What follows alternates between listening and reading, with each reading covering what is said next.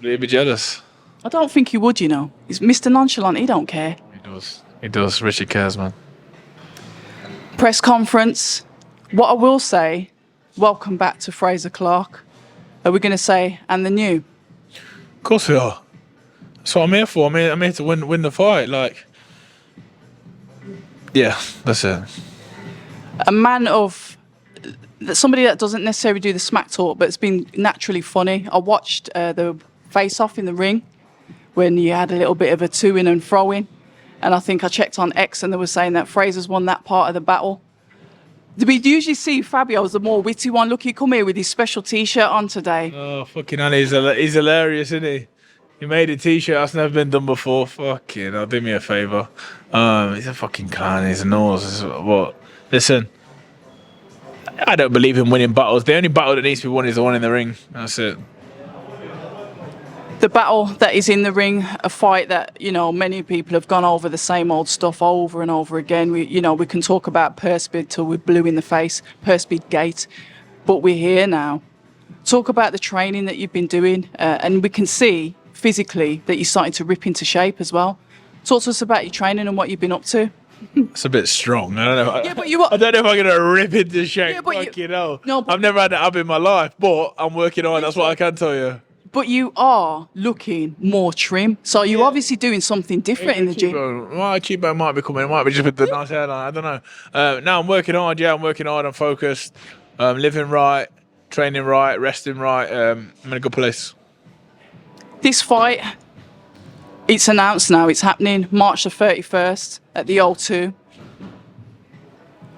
After everything that's happened, everything online, the lead up, how important is it to you to get this win? And I really mean that, because it's like there's a lot on the line. Fair enough, you've only had 8 fights, but like you've said, you've got like the amateur pedigree. But he said, look, my ways of working have got me where I am today. I'm sat here with the belts. You aren't sat here with them. I didn't speak about the amateur pedigree. You know what? I'm not the one that ever brings that up. That gets brought up. I don't bring that up. That is what it is. That's a different story. We both had different journeys. He said to me the other day that his journey was harder than mine. Does he know what I've been through? Does he know what I had to do? Does he know the years of beatings, of traveling the world, hard camps, winning, losing, ups and downs? He doesn't have a clue what I went through. And neither do I him. But fucking hell, man, I promise you now, he couldn't live. He couldn't live, and so many more heavyweights couldn't live and do what I did. And that's the fact of it. That's the truth. That's not a lie. All them guys that you see that are coming through, they've all done good. They couldn't do what I did. If they did, they would have. They would have stayed, competed with me. If they were good enough, they would have beat me and chose to go to the Olympic qualifiers. No one did. I'll tell you what, one that did stay there, and then he went when obviously it was obvious that I was going to do a bit. Solomon, he stayed there. You know why? Because he was up for the battle. That's it. So when you see obviously he's not got the pedigree that you have, but like you said, you respect him because of what he's achieved in the professional game. Something that you both seem to say to each other in the ring was, you haven't fought anyone, who have you fought? That was kind of the argument that you were both going to in and from. We've talked to us a bit about that. I just think anyone he's beat, I would have beat as well. Okay. Then that's it really. Like, he likes to mention my opponents, yeah, but when I look through his box rate and I see 4 fights ago he boxed Chris Healy, there's everything answered to you. You go and have a look at Chris Healy, you'll see exactly what I mean. Probably a nice geezer, but you'll see exactly what I mean.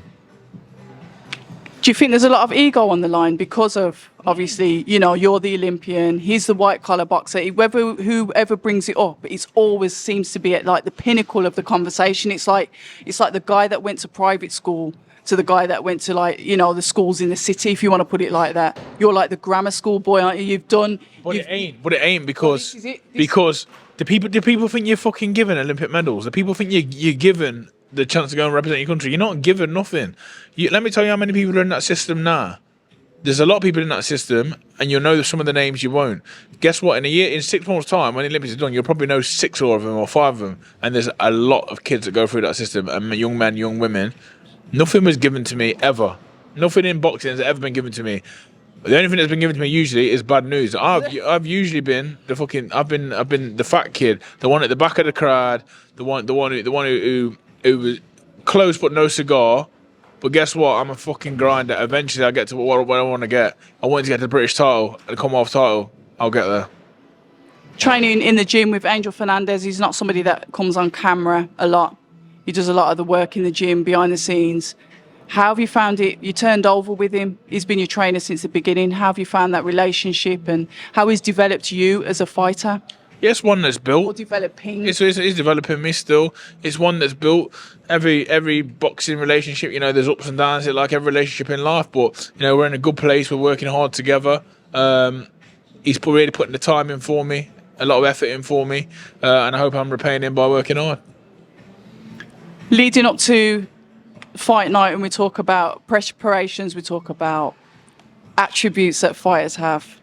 What would you say is a great attribute of Fabio's that you'd like to take away from him? Like, you'd not going into like game plans, but when you look at him and you look at his attributes as a fighter, what do you want to like take from him to get that win? Not like humiliate him or embarrass him, but show that you're better at that than he is. I know you can say knockouts. I mean, listen, he's a great finisher. You know what I've seen? He can finish a fight off. If he smells blood, it's like a shot. If he smells blood, he goes to the kill. And I rate it. I respect it. If anything, I don't not respect it. And I hate keep saying this word respect. It's like we're best friends, but we're not. We're definitely not. I want to take his soul. Fighting talk from Frazer Clarke there. How do you take his soul? Because you've got to gain that respect early, because he's a fighter that keeps coming. He does keep coming. Like he said, he lets these wild shots go. And as he said, quite rightly so, it's worked for him so far. How do you gain his respect early in that fight, Frazer? Match him when you beat him. Yeah. You beat him, simple as that. You just beat him up. It's a fight. Listen, pro boxing is a little bit different. And I say this to people. Imagine you're at school, yeah, and you're having a one-on-one with someone. The one who goes backwards and gives up loses. It's the same with boxing. You got to have the spirit inside of you, and I've got it. I know I have. He's got it as well. We're tough people, and I'm gonna fuck him up, man. Fuck this. I know Frazer's aggy there, because I can see that I've wound you up by some of the things I've asked you, but it's a game of will, isn't it? It's two keen fighters. Fabio wants to keep his belts. You want to take them. It's like he says, it's almost like the pressure is on you because of your background. Background being in the past. How the fuck is the pressure on me? He's the champion. I ain't got fuck all to lose. He talks about the Olympic medal. Guess what? I'll fucking still keep that. That's not on the line. His belts are on the line. Talk about the background. What's he going to say? Oh, you've got your reputation. Fuck my reputation. Who cares? No one going to tell me shit. Ain't no one going to say, oh, you're shit. You got to beat the Fabio Wardley. They get slapped in the mouth. It's as simple as that. Like, people aren't going to disrespect me, are they? Because I just don't take disrespect from people. I'm just a normal guy. If you come correct me, oh, you got beat by Fabio Wardley. If I do, I say, yeah, I did. If people come on an idiot thing and say like, people start giving me shit, bro, and start giving me jip, then the only way I know how to handle things is with hands. That's just the way I live my life. I'm not saying I'm a big old man or nothing like that. I'm just saying I live life black and white. If you come with respect, you get respect. Come like a dickhead, get moved to. It's like that simple. We love it. Fighting talk from Frazer. A few weeks ahead. Listen, all the best in camp. No doubt I'll be in the gym doing some filming with you guys soon anyway. But I'm not biased, but and the new. You don't know. You know already. People say I'm toxic, and honestly, I don't care.